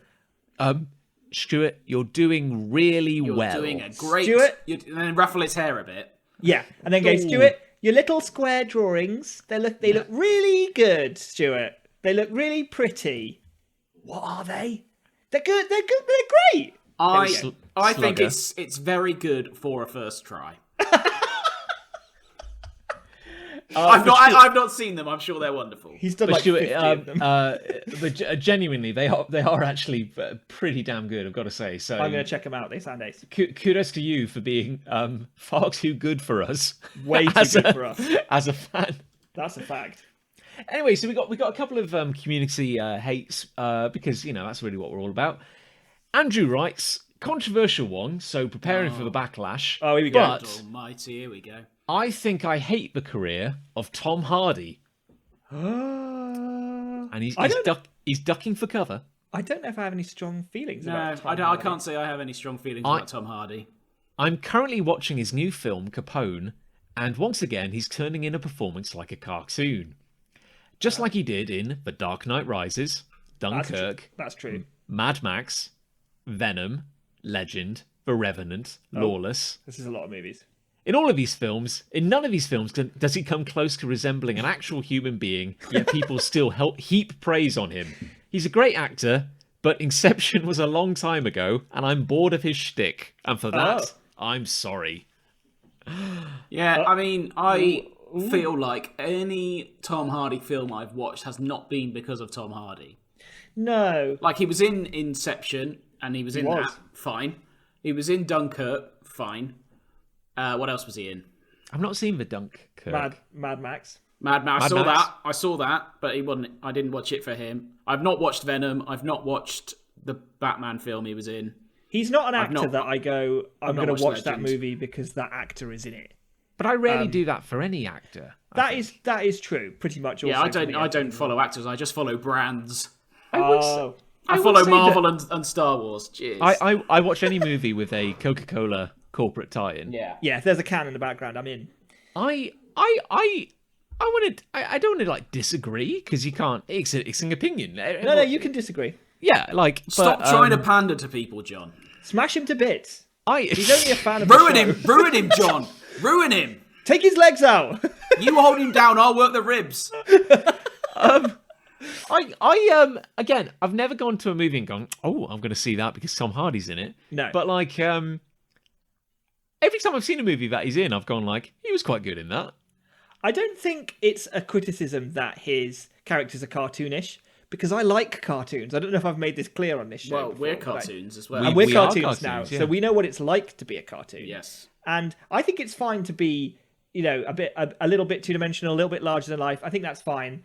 But I can understand getting bored of that. Like, that makes sense. Like, if you've had enough of seeing the same thing, I don't think it gets to the point that it like affects me. Could it be that the issue here is that Tom Hardy is simply not good at playing gangsters? He does try and do gangsters a lot. I mean, he's built a career on it. Because, right. Right. Apparently, this Capone movie he's in is not very good. I have Really? heard it's not very good. But also, did he not also appear in a movie about the Cray? And he was twins? both of them. He played. That was Legend. That's Legend. Yeah. Yeah. And that was apparently quite bad. So maybe it's when Tom Hardy's being a criminal. Maybe. The thing is, Mad Max is one of my favourite movies It's a very good movie. I of like all it a lot. time. And I do really like his performance in Mad Max. He's this weird, wide, bug-eyed, kind of slightly mad, which you'd expect from the titular character, but mad in a kind of weirdly subtle way, and he really lets other... I think when he's at his best, here we go, I've nailed it, is when he's supporting other actors. Yes. Like, he's really good in Inception because he's supporting other actors. He's really good in Mad Max, despite being the lead character, because he's supporting other actors. That's when he's at his best, not being the lead, maybe. I've not seen The Revenant, but I've heard people say that he's one of the best bits in it. I have seen The Revenant, and I can't remember. And I've played not, the and I've bear. not seen The Revenant, so we've covered that. We've covered all bases there. There we go, all done. James, a long-time listener, writes in and says, "I love Uncle Roger." He loves He loves colon. No, let me rephrase that. I love Uncle Roger's grammatical colon. break. Okay. Uncle Roger. Uncle Roger. Who's that? Are we, as a group, familiar with the work of Uncle Roger? No. No. What are you talking? No, I'm not. I've not seen his work either. He's a YouTuber, Oh. I believe. How many dislikes does he have? I don't Yeah. know. Probably More than three? more than us, but only by virtue of probably being wildly more successful than us. That's a That's what shame. success brings. There are people more successful than us, are there? I've I heard think legends. hard as it is to imagine. That's a pity. God, yeah, but I was hoping that the two of you would know a bit more about this. No, I thought you were but no, talking about either his own uncle or possibly Roger Rabbit. I was all thinking I- of Mr. Rogers. All I know is I think he critiques people trying to cook Asian food. Oh. Oh, that's Like weirdly the video specific. that's been shared is Uncle Roger hate Jamie Oliver egg fried rice. Okay. That's the video. I I'm mean, watching. I'm sure. What do we hate him or do we love him? Do we hate He him? loves him. He loves him. He He loves says, him. Okay, I'm sure he's, Why does he love him? wonderful. Why does he love him? Jamie Oliver came up with an egg fried rice recipe. Uncle Roger don't like. Oh. Niece and nephew, if you want to see Uncle Roger collab with Jamie, please tweet at him and DM him on Instagram. Tell him to be in Uncle Roger video. Who wrote this? That's the description for the official video. Oh, James didn't write that. No. James did not write that. There is merchandise. Good, because the grammar is all over the place. Yeah, it You is can wild. buy iPhone casings. You can buy cups. He often wears an orange polo shirt by the look of it. And I mean, I'm just looking at some of his greatest hits. We've got This is Uncle Roger mysterious. disgusted by this egg fried rice video. How Open old brackets, BBC Food. Does close he How old is brackets. Uncle Should we Roger? just talk about egg fried rice then? I think he talks predominantly about like Western cooks trying to cook Asian food. Okay. How And he's old is basically he? going like, as an Asian man, I believe this is bullshit. I believe that's what he's kind of saying. Okay. I'm looking him up now. Well, I I'll was have to. answering I'll that have to question. trust. I'm watching this silently, that so I do opinion. not know. Maybe he's going, this is great. I love everything I'm seeing here, but that's not the general vibe I'm getting. Because when you said Uncle Roger and then started talking about egg fried rice, I started thinking about Uncle Ben, the champion of rice, The champion of rice, yeah. as I believe he's called. Uncle Ben, the champion of rice, That's much better than what it actually is. who has been taken off of all the packaging because of the racial stereotype that they use to portray their product, which I can completely understand. But that was who I was picturing, is that little chap peeking out over a desk, which is, I think, how he used to look. So no, maybe we should all, as homework, watch an Uncle Roger video and actually know what we're talking about by the time we next meet. Wouldn't it be great if we had all looked at that before we'd started recording, and then It we could would actually be- express an opinion? It would be wonderful, wouldn't it? Would But have been again, wise. I'm going back to those shows that are more successful, professional, researched, rehearsed, bigger fan base, more money, merchandise. They probably would have done that, but Yeah. this is gritty. This is honest. This is real. he said. You know, we're down in the gutters with our fans. We're scooping up cupped hands of We're algae. literally touching the stuff that nobody else will. Yeah, and we are putting it on tape forever, and we're Yeah. putting it on the internet. Some people would be too proud to lie down in the gutter with our fans where they live. But no, we had the courage. We had the courage to get our fans to lie down in the gutter first, and then we lay down on top Yeah. of them So we don't get So all we the don't muck get- on us. because we're not wearing the right shoes. We're not wearing the right probably. shoes to go in the gutter, and therefore we wouldn't go fully in. No. Some people wouldn't have, I'm going to say it, the chutzpah Oh. to stand. I on didn't. the I didn't upturned think. I didn't bed. think you were going to say chutzpah. If I'm honest. To be honest, no. Would neither not did have I. the courage to stand on the upturned, supplicated bellies of their fans as they lie in a muddy ditch. Yeah. Like, No. some people wouldn't do that, but we would. We would do that. I think. I think it really speaks to our character. We're not above it, basically. So like and subscribe. Who? You dicks. Who's got a love? I've got a love. Well, it has to be Chris because of format. It's my turn, and Tell us I'm about going to it. do it whether you like it or not. I like my it. love is squad numbers, which combines my loves of football and remembering stuff that doesn't really matter. I'm going to be honest Okay. with you. I feel my investment in this love is going to be low. No, I'm- you're wrong. I need to guess what a squad number is. Okay. So here's my guess. My guess is a football club Yeah. has a number of different groupings of players. This is Okay. my guess, right? So maybe they're going up against a fire type team, so they need to have a water type defense kind of thing. Then they'll Okay. have that squad number, that's squad number 1. And then maybe they're going up like an electric type team, and so they need to like adapt their squad so that it's more suitable for that elemental advantage. So then they'll use squad 2, which is a different combination of players. Am I right? You are spot on. No.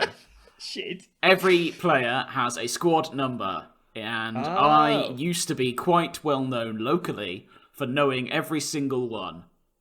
You say locally. really? Where? Who? In what circle? The man on the street? what, the so- milkman? Well, John, as it may surprise you to learn that I have been on the radio.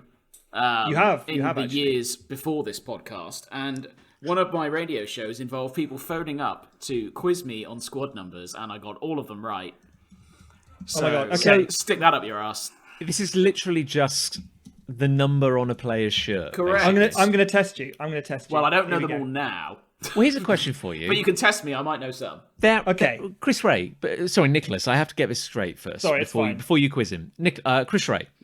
There are 11 players on a team, are There there are, not? correct. Very good. So surely they are just numbered 1 no, to 11. They used to be in the past, and then the commercialization hit. And all the players have now got registered squad numbers, and people can get their name and number on their backs of their shirts for extra income and the like. And I'm sure there are administration procedures that benefit. Wait, sorry, from whose having squad numbers. number? Well, Whose number? Name a famous football player, and I'll tell you. No. I don't think I can do that. There's money to be made in getting a particular number on your back. Yeah, so you can clubs charge roughly £40 for a replica shirt, let's say. Sure. And an additional thing fans can do is get the name and number of their favourite player printed on the back, but there is an additional charge for that. Right. So there's like £1 per letter and £5 per number or something. Okay. But I like remembering squad numbers. I think they're very interesting. I don't know why. I've just always found it interesting that I've gone, I wonder what squad number that player will have. I'm a bit of a nerd, but I like football, basically. Jack Bonham of Gills. Very good, number 1. Yeah, see? And that was the easy one. And that is the easy one because he's the goalkeeper. Yeah. Wait. So wait. Is the goalkeeper always number 1? Usually. I knew that. I knew that. Although there is a goalkeeper in the Premier League that wears number 11. Okay, because he's secretly 2 goalkeepers in an overcoat. Exactly. Yeah. He's 2 blokes standing on top of one another. Yeah. If you get this, it's gonna blow my mind. Okay, hit me. Robbie Cundy. 25. Fuck me, he's right. Jesus Christ. Okay, hang on. Google. These are all Gills ones, though. I watch Gillingham twice a week, so I should get these. But still, that's a lot of I watch. I don't know. Fucking Power Rangers, and I can't tell you how many stripes the Black Ranger's got on his face. 3. You're probably right. I don't know. Matty Willock. He's useless. Number 7. He is number 7. This is madness. How are you finding? Where do you go to find this? I just typed in Gillingham FC. I mean, if I can't get the Gillingham squad numbers, I might as well not bother. But I used to know every squad number in the whole Premier League. And people would quiz me on it, and I would used to get them all. I don't think I know them all now. But okay, I know Nick, I've got him. You've weakened him up. I've got him on the back foot. Yeah, definitely weakened him. Robin Koch. Who? Plays for a notable team up north. Oh, plays for Leeds, number 5, I think. Jesus Christ! Yeah. What? This is like a superpower. This is amazing. Yeah. This is genuinely amazing. Stuart Dallas, midfielder. 15. Yeah, it is. What does he play for? He plays for Leeds as well. Yeah, these are leagues. I went for his anti-team to try and... the villains. Ian Poveda Ocampo. 7. Good God! Yes. This is mad. See, I obviously do know some still. It just goes in. I don't know why. Neither does anyone. What's the point of this? What's the point of my brain remembering this? This is taking up space in your mind. Yeah, I know. More important things could definitely be used for this. Like for choosing shoes, for example. That space could be used for choosing. That's why I always wear the wrong shoes, because I'm thinking about what the Leeds United squad numbers are. I'm glad we solved that. Yeah. Charlie Cresswell. Oh God, he's like I don't know. He's a youth team player. I don't know. Yeah, he doesn't have a photo. There we go. That's how you got him. Yeah. You got him. Liam Cooper, defender. 6. Good God, yeah. It's the fact that because we can see Chris Ray at this point, and I'm not. He's not googling. No, and he's not. He's definitely not googling. But not only that, but there's a confidence about him whenever he says it, as if to say, "He's like, for fuck's sake, I know that." Yeah. See, this is weird. It is. It's very. That's very much what's going through my head. You see, Chris Ray. We know you're a football fan. Nick, we know you are a gamer, and yet if I ask you to name a Pokemon based on their number, you're not going to be able to do that. Actually, I probably used to be able to do that with the original exactly. 150. That's this kind of information that if I like Pokemon, 15. I would probably remember. Go! No, I don't know. No, he doesn't. I don't know. I'm going to say Weedle. I'm going to look it up now. Hang on, wait, that better not be It would be useful if we had the answers in front of us. Weedle, Pokemon... Fuck, no, it's Beedrill. I was really close. I was too off. Yeah. I was too off. Again, that's very good for a first try. Okay, Chris. Hit me. Kiko Casilla. 13. Yeah, jeez. Well, there we go. Okay, well, that I'm very impressed, to be honest. Thank you. Despite not having any interest in that particular field, I'm very, very impressed. It is a combination of sort of liking all the nerdy movies and things like that and liking football. I suppose that's the two worlds colliding to a degree. I mean, it's pretty wild, and you've really impressed me. And thank you, John.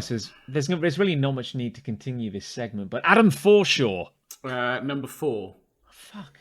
For sure. See? For sure, yeah. That's how you know. It's like Michael Scott in The Office, how he remembers things. Yeah. So green means go, which is to go ahead and not talk about it. Jesus. So Nick, do you have a Jack Harrison, midfielder? Jack Harrison wears 22. Fuck. Good. It's like you're calling up. It's like you're calling up an image of Jack Harrison. Holton, by the way, who listens to this show, will love this. Can he do it? Well, he supports Leeds. Right. So he should way be too able much airtime. Way too much airtime. My God, that is. Well, I mean, my love can't compare to a genuine fucking superpower, but I love it when everything fits in the board game box. It's just a simple little thing. You get it all out on the table, and then you look at it and you're like, oh God. There's like, and I'm bad for this because I don't remember where things were supposed to go or how they slotted in. But when they just go and the box closes and it's closed properly, the feeling though. I don't want to sound like a dick. Here we go. But respectfully, shouldn't it? Well, no. You make a very good point, Chris Ray. You do make a great point because here's the thing: when board games come new, you have to push all the pieces out of those boards. But quite often, they haven't built the inside of the box well enough to have those loose now have a place. That's a good answer. Those are badly designed board games, and I think they do exist. But then there's also the fact that I'm an idiot, which add that into the mix. And, it's fucking chaos out there. It's chaos. Anything could happen. Yeah. Is it also the case where a board game gives you too much freedom as to how you can put the bits back in the box? That's a very good point as well, because it's like, this could be for the dice, this could be for the counters, this could be for the pencils. I don't know which, and then I jam the pencils into the wrong hole, and then I can't get them out because they're like stuck. Oh man, it's a nightmare. Nick, you silly doofus. You put the life dice in the life point container. No. Oh, idiot. Whatever next. Yeah. Gosh, it's so embarrassing. I hate to see it. But it does fill me with joy. Do you think of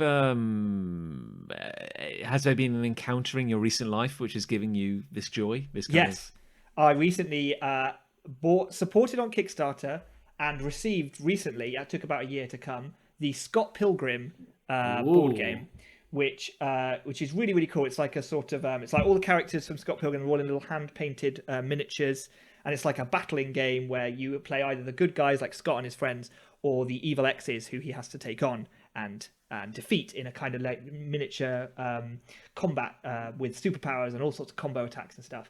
And there's loads of pieces because there's all the figures, and then they have like amplifiers and stuff on the stage they can throw at each other, and bar stools and tables and all sorts of little bits and bobs. And I was assembling all these bits and I was thinking, this ain't fucking going back in here. This is it. These are going to be out on my table for the rest of my life now. This is it. This is my life.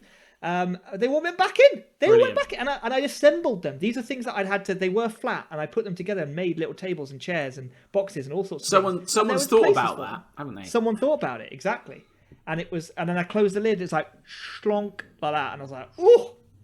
It's when you get like, say, an expansion to a game. Yes. And you've got to squeeze it into the original box, and they haven't really thought about how it's going to fit. No, they have not. And it's I'm looking at you, settlers of Catan. Yeah.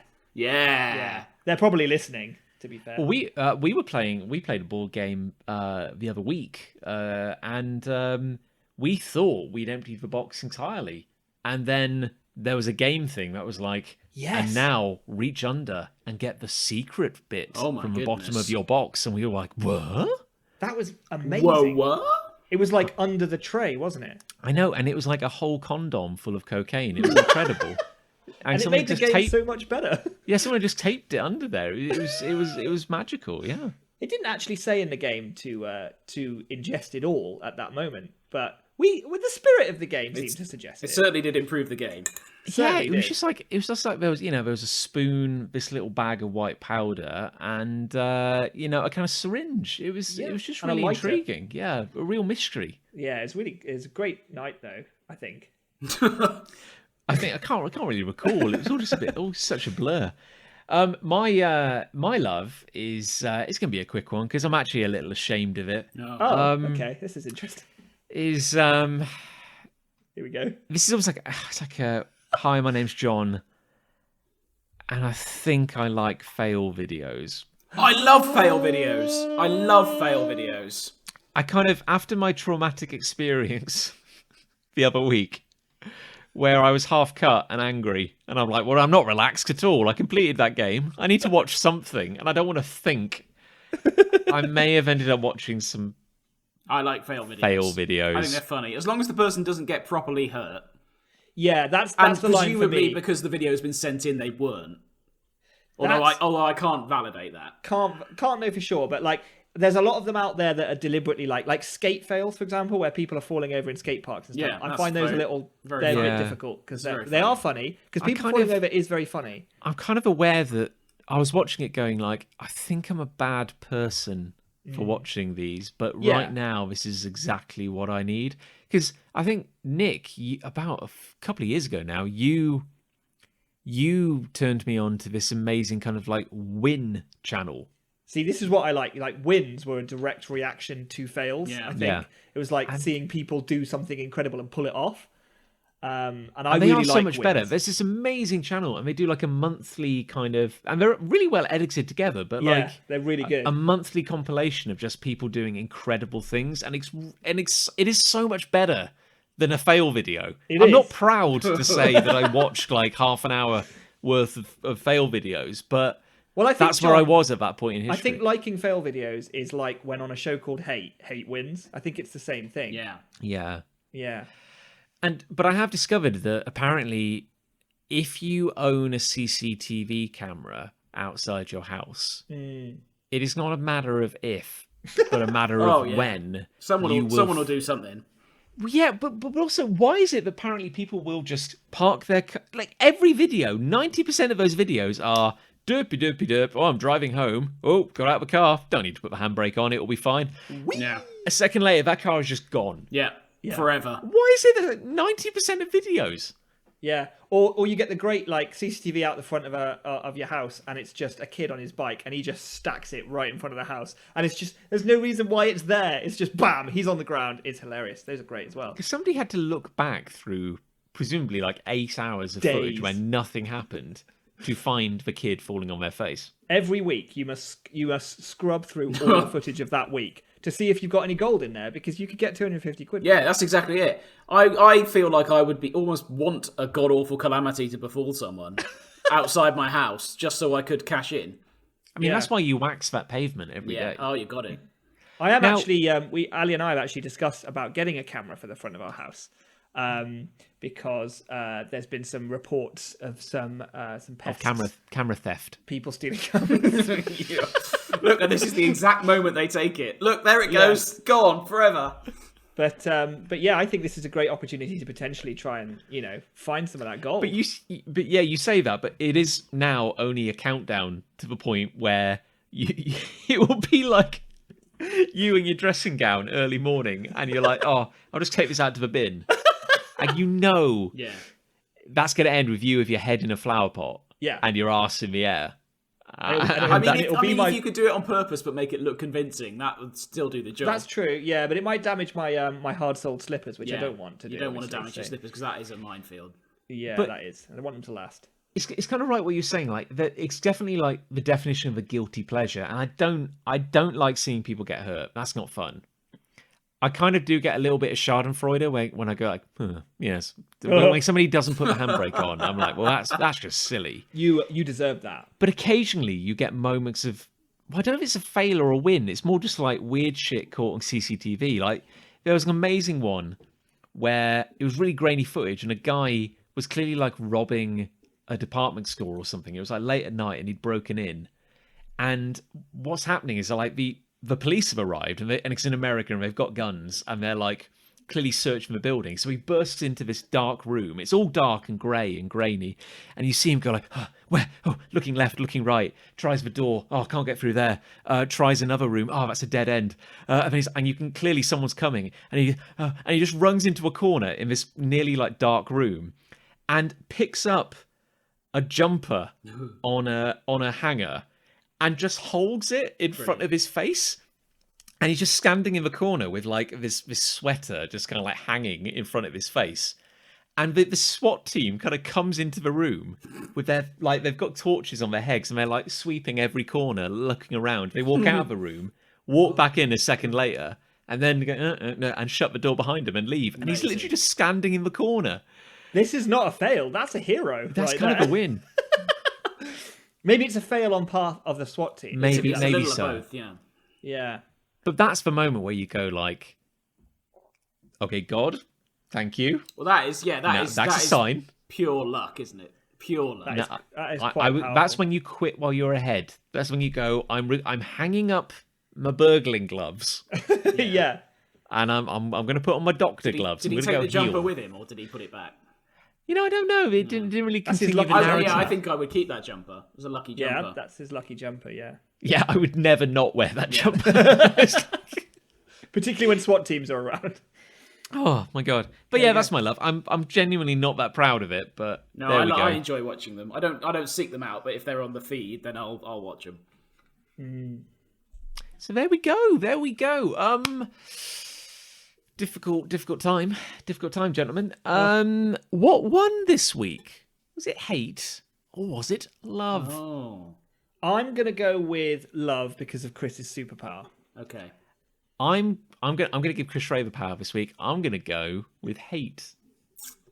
Well, I always go with hate, and I feel like recently we've been told that we've gone with love more often than hate, and for those two reasons, but mainly the first one, I'm gonna go with hate. Fair enough. And I'm Outrageous. actually, for once, I'm actually glad that hate won because I feel I don't want to reward my love of fail videos. I feel that's a bad thing, and I want to nip it in the bud. I think karma enough. would come after you, to be honest. I think we've done that effectively. Well done. Well No, done, it's everyone. powerful. It's powerful. Good It's powerful. work, everyone.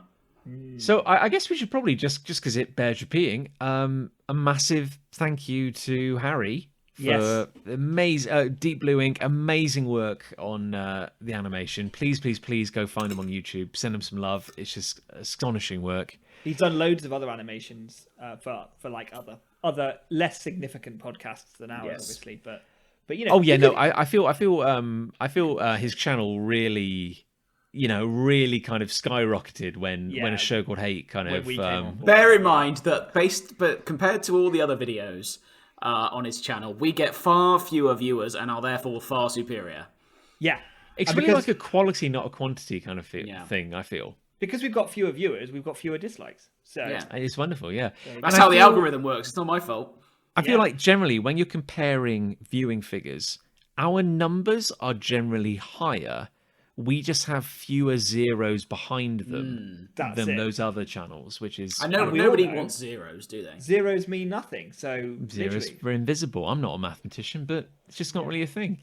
I guess also hello to anyone who's gotten on board. Either because of the previous animation or because of this one, or maybe you've come across from YouTube or whatever. Hello, I mean we're kind of glad to have you. Welcome aboard. It would have been good to Welcome have aboard the opened hate with train. hello rather than when we're leaving. No, but this Yeah. is like the acid test because if they can live through you insulting, YouTube commenter Everyone. and the rest, there's a Venn diagram. If they can live through Unilaterally. that, if they can live through an hour and 42 minutes of our nonsense, this is their reward. Oh, This is what like a, their kind of and what a reward. thank you. But yeah, come join the Facebook community. We're nice. We Yeah, have a 'cause nice if you little post chit-chat. there, we might, when we can be asked, read out your hates and loves. And the more of those we get, potentially, the more often we'll actually get into the hang of doing it. So there's that. Not to put it on you, but it's on Well, look, you. okay. Bear in mind that we've got a new, vibrant, kind of unsullied audience. Yes. We got to end on a high, like we always do, and that way is Trombone solo, I guess.